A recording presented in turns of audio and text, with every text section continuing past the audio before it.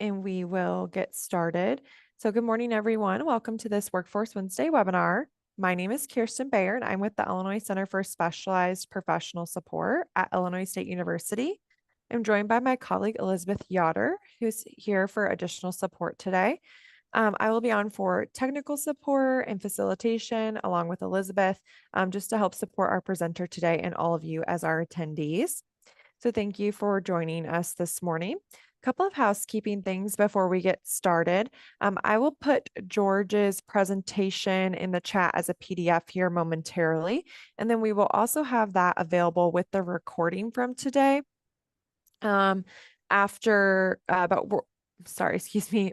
Usually about 48 working business hours, we'll have it available on our website, and Illinois WorkNet will have it available on their website as well. So you'll receive a follow-up email tomorrow that will have that direct survey link and direct URL link where you can find the meeting presentation and recording. But we'll put that meeting presentation in the chat for you momentarily so you can follow along if you would like to. We will also have a follow-up survey in that email, and we do ask for your participation on that. I know surveys can be tedious sometimes. I will put the survey link in the chat towards the end of the session. So if you want to take it right away, I totally understand that. I'm the same way, so I appreciate your participation in it. I do sit on the WIOA Professional Development Committee, and I am the single person who goes through all of the surveys and all of the feedback from all of our Workforce Wednesday webinars all year. And we do use that feedback to help us plan future Workforce Wednesday webinars and future WIOA professional development. So a title partner sits on that committee, and they help advise us on how to plan PD for all of you. So we do like to hear your feedback and learn from the system and what really meet you guys where you're at and what you need from us on that state level for you all to do your jobs on the local level. And just a couple of polls before we get started. So we will be doing our beginning poll. So the first poll that we would just like to know, if you've ever been on a Workforce Wednesday webinar, you're probably really familiar with these. So again, I appreciate it. But where are you located at today? So just where within the state, or if you're statewide and out of state, where you're located at today.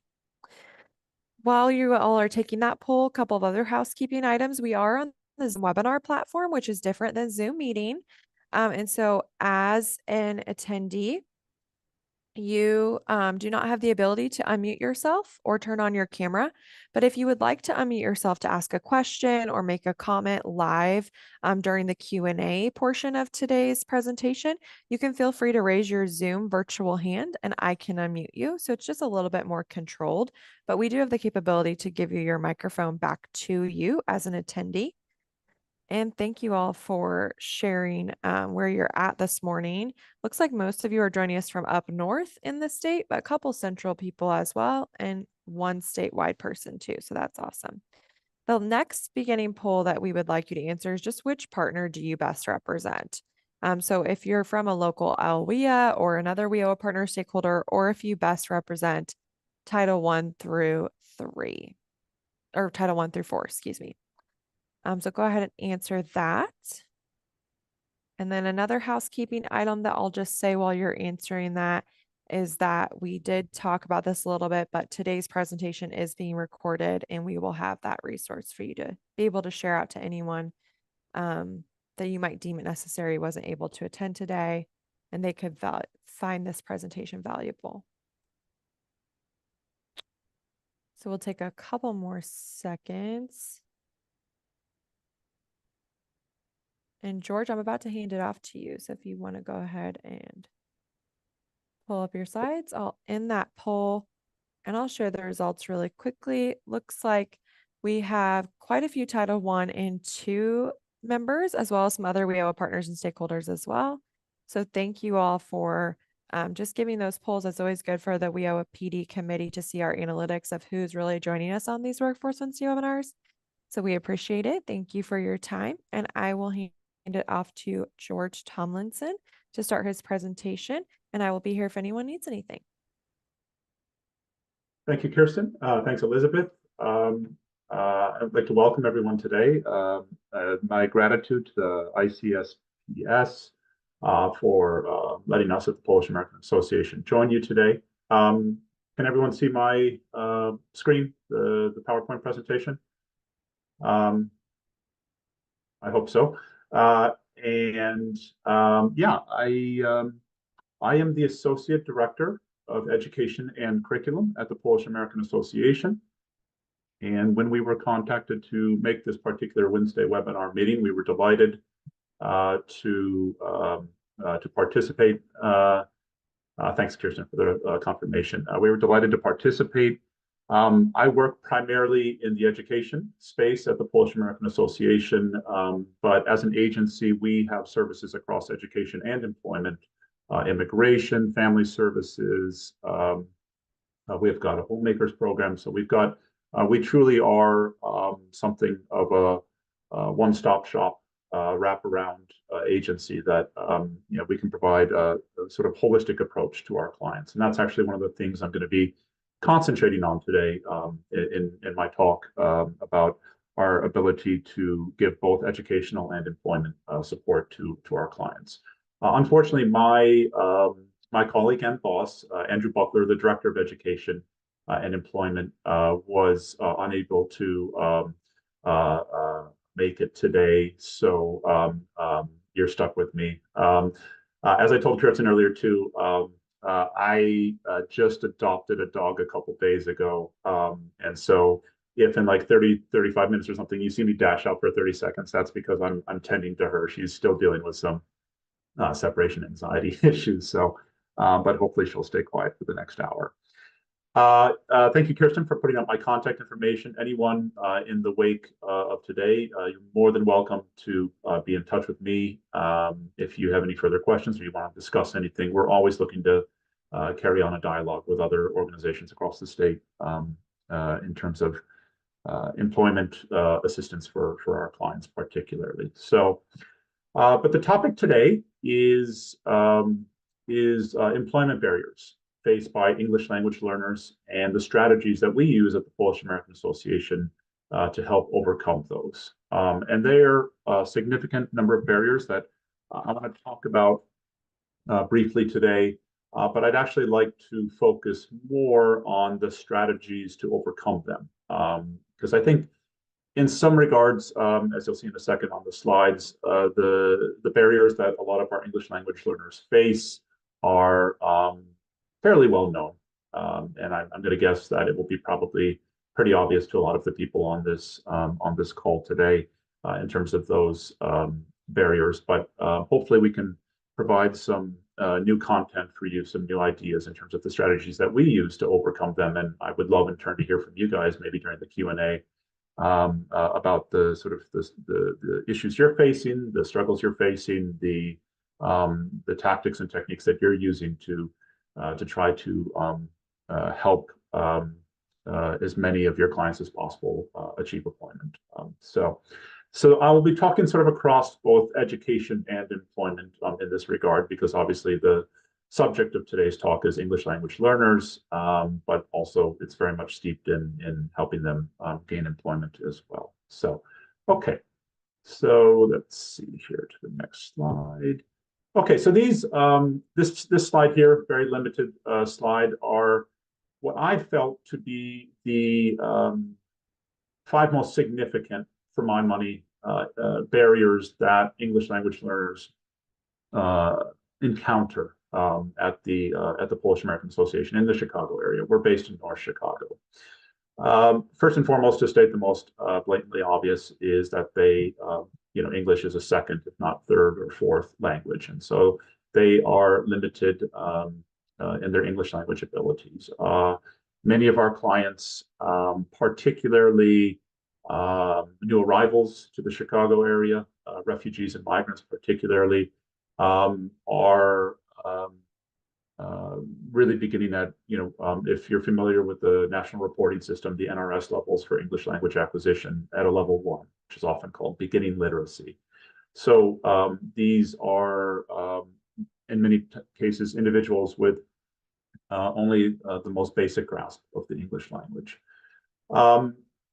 There's limited finances.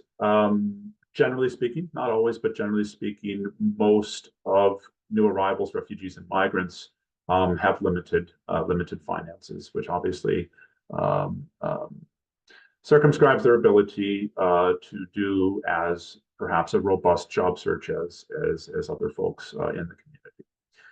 They have limited time.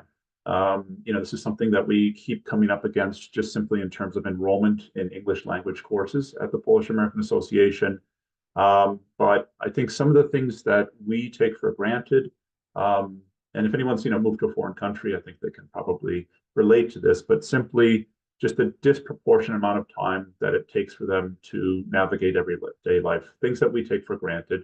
That you're learning a brand new ecosystem, and particularly for a lot of individuals, and in our case at the Polish American Association, the two groups of individuals I want to concentrate most on today, and who will mostly be sort of speaking about, rather if directly, if not indirectly, are new arrivals, firstly from Ukraine.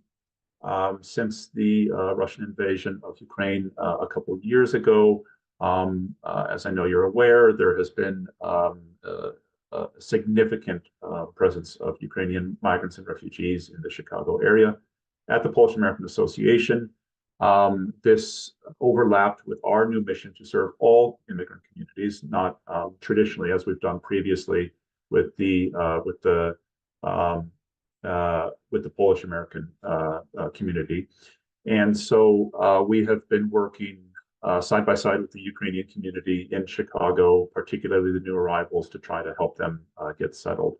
The second community that we're working with are Spanish-speaking communities from across Central and South America, who are arriving in Chicago as well. And this, too, to speak to our mission to serve all immigrant communities, has meant that it's been a bit of a sea change at the PAA in terms of who we traditionally serve versus who we're now serving, and also bringing on staff to help them in that regard. But what they do share is limited access to finances and limited time, because both communities, despite their differences, are in many cases, leaving on very short notice, disrupted living situations at home, and having to, navigate a brand new, lifestyle that they just, haven't been familiar with previously. I indicated limited experience as the fourth element, that the primary barriers that our English language learners experience.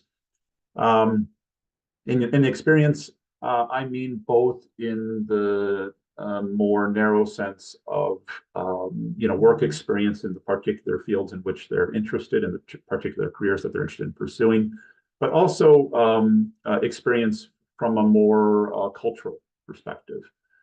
Cultural differences that oftentimes, usually unintentionally, stand in the way of them gaining secure employment after their arrival in the United States and in the Chicago area specifically.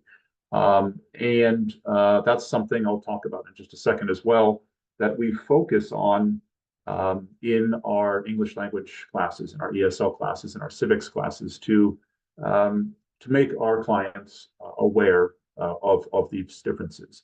The point is not to the point is definitely not to raise those differences. Cultural difference is a great thing. Rather, the point is to recognize it, and then to sort of think about in what situations perhaps that something might be perceived differently, whether that's putting together a resume, whether that's interview, how those things might factor into their job search experience. And so that's something that we focus on, and we have been focusing on, and made it a direct point to focus on in our English language classes. And finally, I wrote limited confidence. Sometimes, obviously, due to the difficult circumstances under which they left, and something of a jarring arrival in the Chicago area. This has particularly been the case, of course, again, for Ukrainian and Spanish-speaking migrants and refugees. Given the circumstances from which they left and the circumstances under which they're arriving, there's a morale issue. That's the best way I can put it. Is that constantly talking with the clients that come through our doors, that we reach out to on social media, that we connect with in our neighborhoods, in our communities. There's a real lack of confidence about what could I possibly do. And that's one of those more intangible things that you have to learn how to navigate when helping them in the classroom, and then also helping them more directly with, with the job search process, with helping them gain employment. Boosting that confidence to say, look, yes, I'm not. We're not going to sugarcoat it here. You are facing difficult circumstances relative to other members of the workforce, but that doesn't mean that you can't succeed, and this is what we're trying to do to help you succeed. And so it's that's been sort of trying to create, and again, this is more of an intangible thing, but trying to create an environment both in the classroom as well as in direct one-on-one meetings with employment prep and things like that to boost the confidence of our clients as well. That's the sort of broad overview of the primary barriers that most of our clients have been experiencing. As I did on the graphic here, with the arrows there and the circles, you'll see that I tried to reinforce the fact that these are mutually reinforcing, things. That limited time goes hand in hand, limited finance goes hand in hand with limited experience and confidence, and so on and so forth. And so the tricky part, on the one hand, is that this can be sort of if you will, a downward spiral, right? That one thing can sort of exacerbate the other or accelerate the other. On the other hand, more optimistically, is that sometimes all you have to do is crack one of these, in our experience, to maybe improve their English language ability, and then that fosters growth in another thing, and then you get this upward trajectory. And we have seen this over the last couple of years, particularly as we've been working with these communities. Okay, so I want to go now to the strategies, because I know it's 10:17, so I want to be mindful of time. And what I'm concentrating on today with the strategies I'm going to talk about four things very briefly. The first is our ESL program. And for English language learners, we in our classrooms, we focus in terms of ESL. ESL is the bread and butter of what we do. I'm sure there's a number of members here in different, maybe in community colleges or CBOs, that are very well aware of this. But still to this day, ESL is the vast majority in the education department of what we do.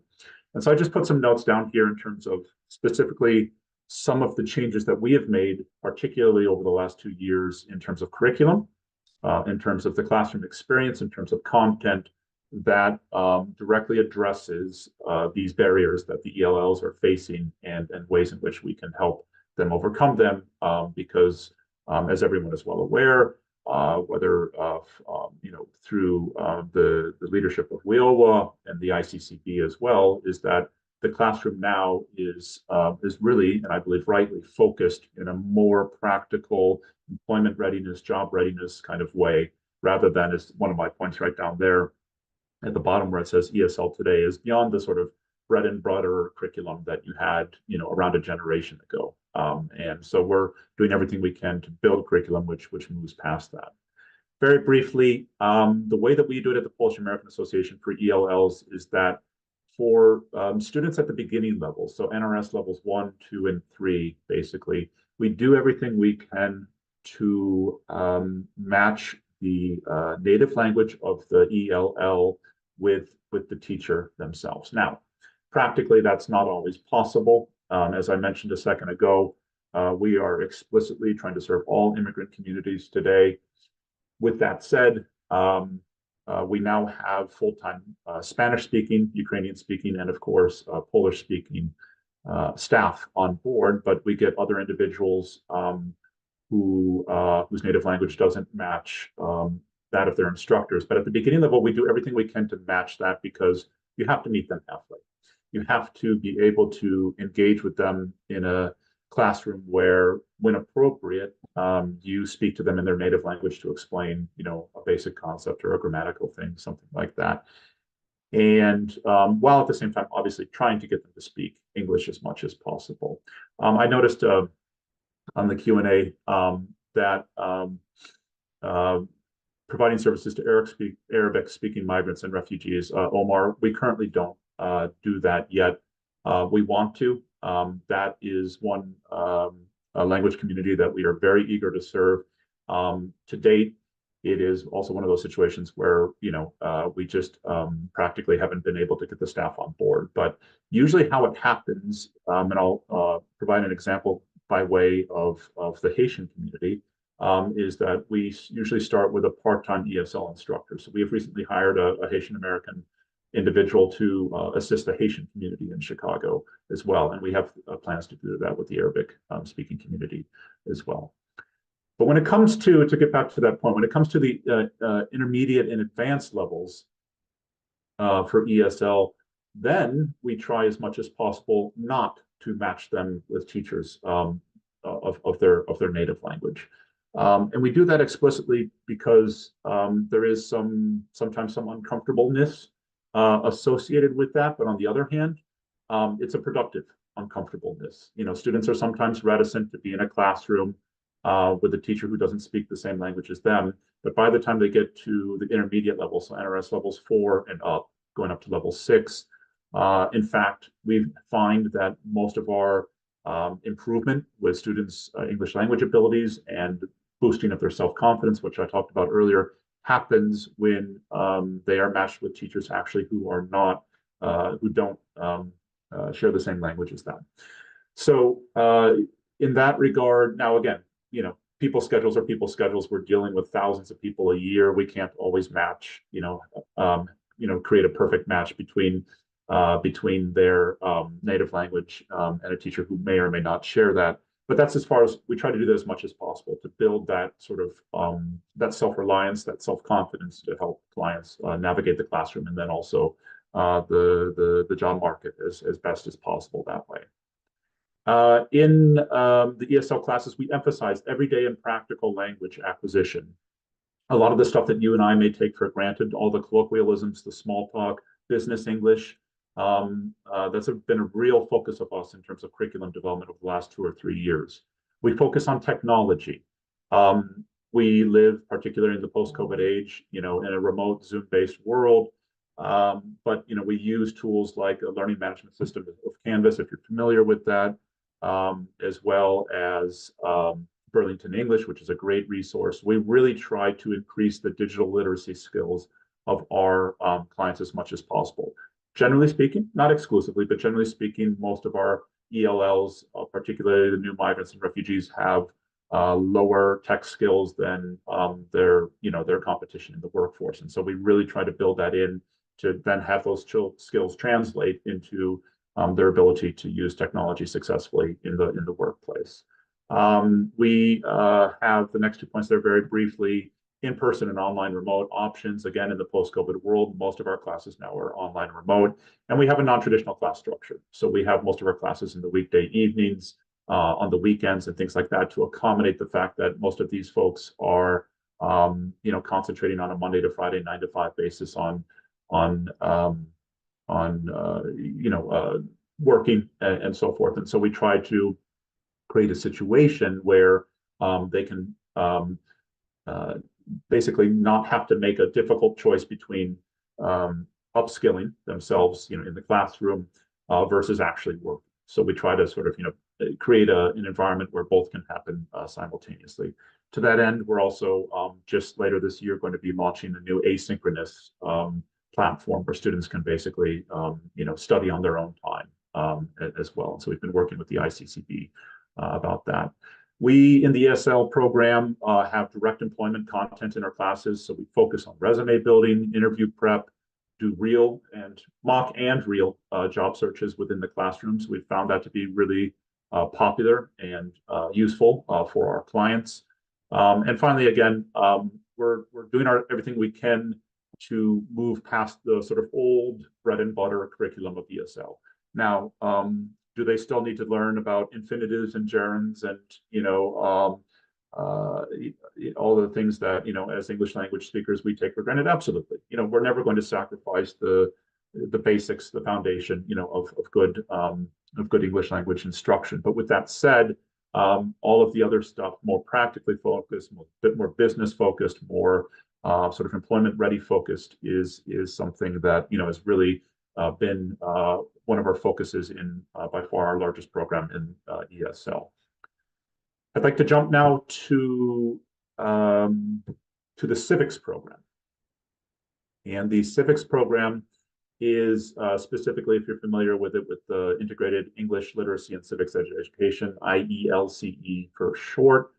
And our civics program, if there's other individuals on this call right now, is the best way I can describe it, if you're unfamiliar with it, is essentially it's like the ESL program, but it has a lot of what I've already described with ESL sort of explicitly featuring into the civics program. So think of it as ESL plus. There's a lot of what are called competencies that are built into the classroom.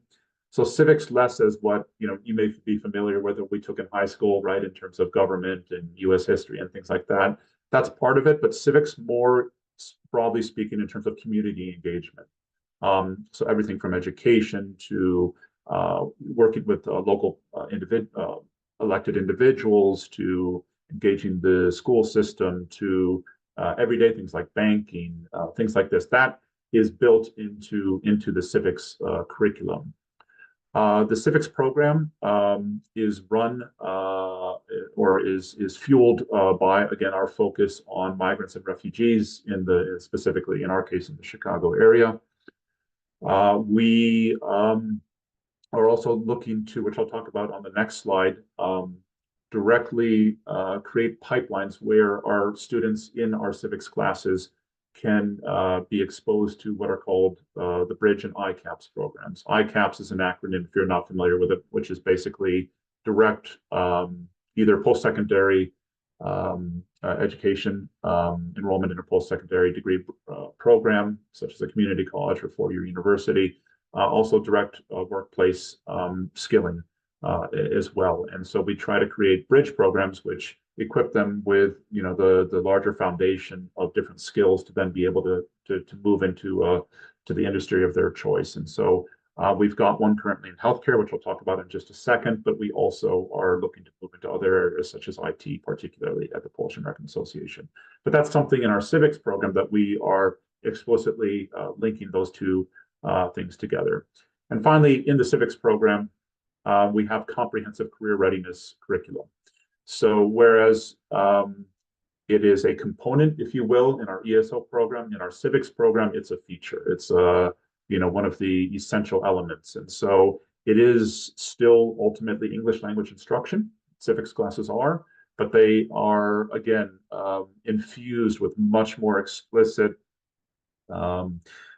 employment readiness, job placement, mentality for our clients. So, and this is, and I believe rightly, been a focus of the ICCB recently, is that they're really trying to, and this is through WIOWA, coming from Washington, is that this has been a real focus of the classroom, over the last 4 to 5 years, is these civics classes, and that seems to definitely be the case moving forward. That best we can tell, this is where a lot of the focus will be, and we've seen really good results over the last couple of years, and with the students who have come out of our civics programs. At the PAA, we've really only had a civics program for a couple of years, but it's been great success so far in terms of feedback that we've gotten from our clients and from our students in terms of their ability to take what they got from those classes and really move forward with it.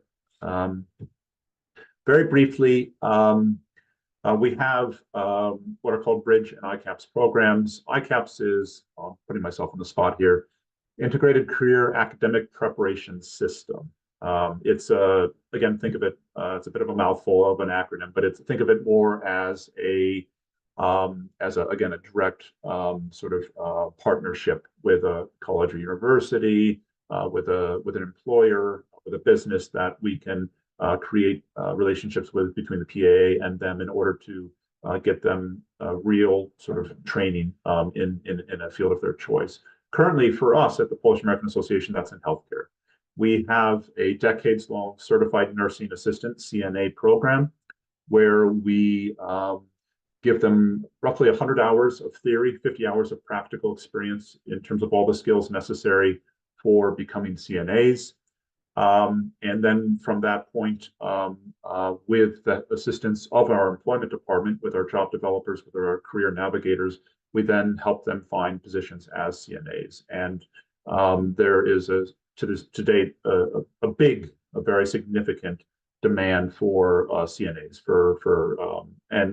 and so we've had nearly a 100% success rate for every single client that comes through our CNA program to find employment as CNAs. Many of them have gone on to further educations to get BAs and nursing to become RNs eventually as well. But that is our, to date, that is our Bridge and ICAPS program that we focused on the most, where we're able to get them ready to become CNAs and help them pass the Illinois State examination for certified nursing assistants. But with that said, we recognize the importance of Bridge and ICAPS programs. And so two at the Polish American Association that we're really excited to be moving into shortly. One's going to be in IT, where we'll be able to do what we do in healthcare, but in this case in IT, and equip students to succeed, to have a chance at entry-level positions in things like cybersecurity, software development, UX, as well. And finally, in entrepreneurship, we have a lot of small business owners who are our clients, and we don't just want to teach them English. We want to also give them practical know-how skills in order to run and operate their own small business. And so that's something that we will also have a bridge program for as well. And then on the ICAP side, we've looked at a partnership with a neighboring institution up at NEIU in Chicago, if you're familiar with them, but also there's other organizations I know that we're interested in becoming a small business development center ourselves at the PAA potentially, and to be able to foster clients' business success that way. When it comes to our Bridge and ICAPS programs, very briefly, I'm mindful of the time here. I know we're just past 10:30. We try to give meaningful incentives to clients, that to say, look, this is an investment of your time, and we appreciate that. So these are the tangible things that we can offer you. If you commit to enrolling in this program, these are the things that we can offer you. So in CNA, it's you need to be in the classroom for 8 to 10 weeks, then you need to give us another X amount of time in terms of practical training as a CNA, getting that sort of real world experience experience in a nursing home and a clinic, and then passing that exam and being able then to get on the job market, which we will assist you with as a certified nursing assistant. The thing that really has come home for us as we've explored new Bridge and ICAPS possibilities has been making sure that there are mutually beneficial relationships for all partners, for the Polish American Association, for the employer that we're partnering with, or for the college or university that we're partnering with, and of course for the clients themselves. And that takes a lot of time in many regards to figure out, as we're discovering now as we venture into the world of IT particularly. And ICAPS too, we view them as prescriptive rather than reactive per se. What should we become? That's one of the big things at the Polish American Association when it comes to our English language learners and the curriculum and the content that we offer them in the classroom, but then also as we help them gain employment, is really trying to get out of that older, I would say almost cliched mentality model of these are, fresh off the boat, so to speak, bread and butter immigrants, but rather, there is no reason why these individuals, despite the difficult circumstances that they're facing, cannot be themselves prepared for and placed in some of the cutting edge, industries and fields that are emerging now. So, we have partners who are getting into the renewable energy, clean energy field with their work with clients. But in healthcare and IT, we think there's a lot of growth opportunity there as well. So it's really enabled us to be less sort of reactive and say, okay, you can get your CDL and you can be a truck driver, and there's nothing wrong. Don't get me wrong. There's nothing wrong with being a with being a professional driver, and we place people in the transportation field all the time. But we also don't want to limit ourselves in that particular way to only certain industries that may reinforce a certain kind of stereotype, if you will, of what is suited or suitable, or what befits their potential. Because one thing that I have learned personally with working with a lot of these clients who come over is that these are folks with bachelor's and master's and doctorates in many regards, and you can sense that frustration that I understand that my life has been disrupted and turned upside down, and I'm here. I need to learn English, but I don't want to work only as a cleaner. I don't want to work only as a truck driver. I want to, if possible, leverage what I did previously in Ukraine, my degree in computer science, and find an entry level position in somewhere in cyber. So this is as much for us as it is for our clients, if that makes sense, in terms of creating an environment where we can move forward as much as possible. Okay, in our employment department, very briefly, and this will be very familiar terrain for many folks on this call. We have, of course, through WIOLA, through CDBG in the city of Chicago, and more recently, ICER, which is the Illinois Coalition for Immigrant and Refugee Rights programs, that we have more standard employment readiness programs, job placement, and on-the-job training that assists our clients after they go through our education programs if they're interested, and we do make them interested through our career navigators and job developers to help them find employment. And some of that is directly through programs we have, those Bridge and ICAPS programs that I talked about a second ago. But also part of that is folks that, they may be previous students of ours, or they come directly through our employment department and haven't gone through the education department, but we, continue to provide those wraparound services. So just to reinforce the point that we really, and my boss and colleague Andrew Buckler is the director of education and employment for a reason. We see those as two sides of the same coin, basically, is that sort of holistic sense of the client, is critical for us. Finally, I just want to make a few points, and then I will, oops, I'm sorry about that. I clicked the wrong button, is to feature a few things that we are doing at the PAA and resources that we have. The first, which I want to encourage everyone to utilize, keep doing that, is our hotline. Called the Live Interpretation Support Hotline. The number there is 833-242-3842. 833-242-3842. And we have funding for this. And we provide live translation interpretation support currently for Ukrainian, for Russian, and for Polish speaking individuals. If you have any client, and you don't have to be in the state of Illinois if you're on this call right now, but if you have any client who comes in and is having communication issues, call that number, please. We are open to everybody, and we will provide live translation and interpretation services. So if you've got an employment client that's coming through that you're struggling to communicate with, that hotline is available for widespread use, not only in the state of Illinois, but across the entire country. We're also very happy to announce that we just received grant funding for a Spanish-speaking hotline agent as well. So we will soon be expanding to Spanish in that regard. But that's something that we set up just over a year ago, and it's been absolutely fantastic. It's been a smashing success in terms of our ability to not only help clients more locally, but statewide and even nationwide as well, who may be walking in through your doors, and you're just, we've all been there maybe, where you just, you're using a very imperfect Google Translate on your phone and struggling to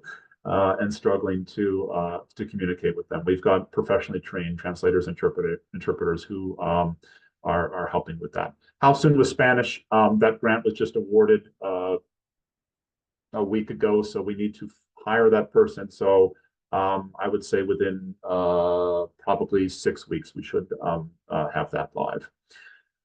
We take a very holistic approach to our clients. Case management is our end goal, and so we are really trying to avoid the kind of silo process, right, where someone comes into education and we just sort of view them in that narrow focus of you're an education client. We now have a very comprehensive intake process where we ask them a number of questions, which is more time consuming, but which also allows us to identify the 360-degree 3D view of this person. This person also needs employment support. When the time is right, after they're enrolled in the classes, we will connect them with someone in our employment department. This person needs immigration support. When the time is right, so on and so forth. They have family service needs. They have other needs that, and in some regards, we can't do everything at the PAA, but we also have ability to, connect them to other neighbor organizations in Chicago, particularly. So to take a real holistic approach to clients has been a real takeaway with ours in terms of helping them get past those barriers and to look at their educational and employment goals in a sort of fused manner. We have a new community health initiative with community event leaders, specifically in the Ukrainian community here in Chicago, and a very think of it as a very wide-ranging understanding of community health that deals with health in a more sort of traditional sense of physical and mental health issues, of which I don't need to obviously belabor the point, but that there is a significant mental health crisis with a number of refugees and migrants with which we're trying to assist them, but also community health and just in terms of navigating life here and connecting with other members of the community, with helping them with all the resources in education, employment, and so on and so forth. And to create meaningful partnerships with our partners that is beyond simple networking.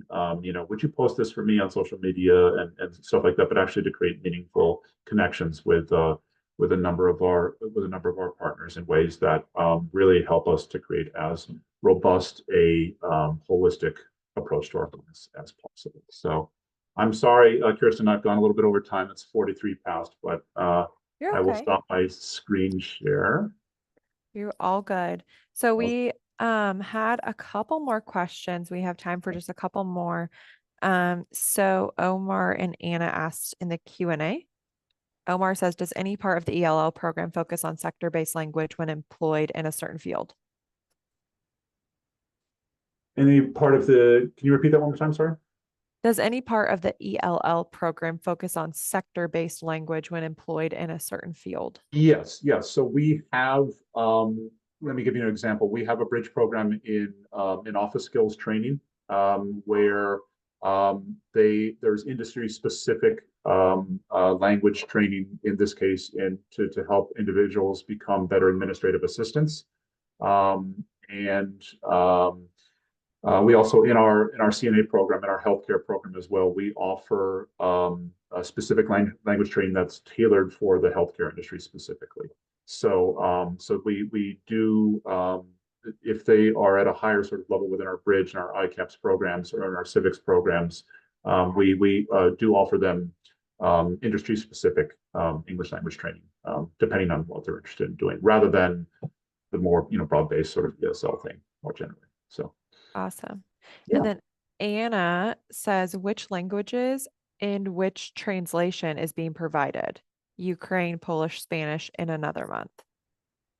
About the hotline? Think so. She said, which Yeah. languages and which translations are being provided?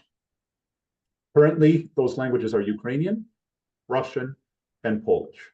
So if anyone here, and please spread the word, I can't emphasize this enough. I'll get that. I'll just type it out right here real quick in the chat. Please utilize our hotline. We are more than happy to assist anyone. You can see here my dog in the back. I apologize about that.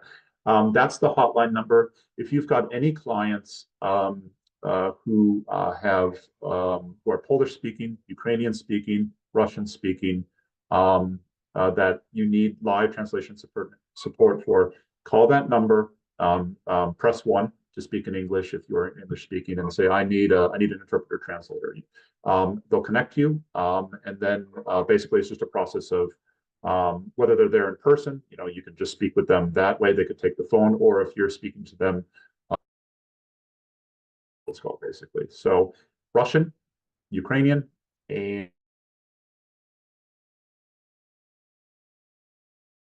and Polish currently, but Spanish in around 6, because Spanish being a focus of ours, and we're finally really glad to be able to offer that to our clients as well. Great. And then what are the hours of operation for that?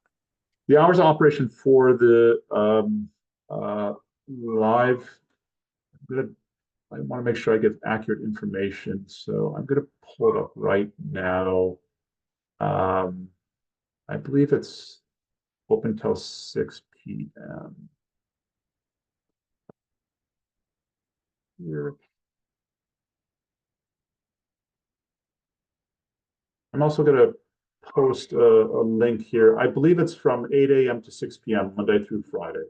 But if you click on that link that I just put into the chat, it's the basic landing page. But 8 a.m. to 6 p.m. Monday through Friday. There isn't, to my knowledge, currently weekend support, but we do want to eventually get to that point too, because we understand, of course, in the nonprofit CBO space, obviously we provide services on weekends as well. So, but that link there, which links to our main website, but is specific to the hotline, will give you a little bit more information. But certainly during business hours, you're absolutely free to call anytime during business hours. So, yeah. All right. Awesome. Okay. Well, I am going to go ahead and close us out. I don't see any more questions or anything. To all of you who are joining us today, thank you for joining us this afternoon. I did put George's slides in the chat and then also the follow-up survey as well, but both of those things will be in the follow-up email that you will receive tomorrow from Zoom. So you'll have access to all of the resources from today. And I actually copy and pasted that phone number. So I'll make sure that that information is also in the follow-up email. But George did go ahead and put it in the chat. And we'll put that link in the follow-up email as well Great. too. Yeah. Please use But our hotline. Thank you. if there's no other questions, then we'll go ahead and close out. George, thank you so much My for your pleasure. My pleasure, presentation Kirsten. Thank you and the very much. information And I today. hope it was helpful. And my contact information is on the chat there. So please be in touch if you'd like to connect and talk about this further. Great. Awesome. Thank you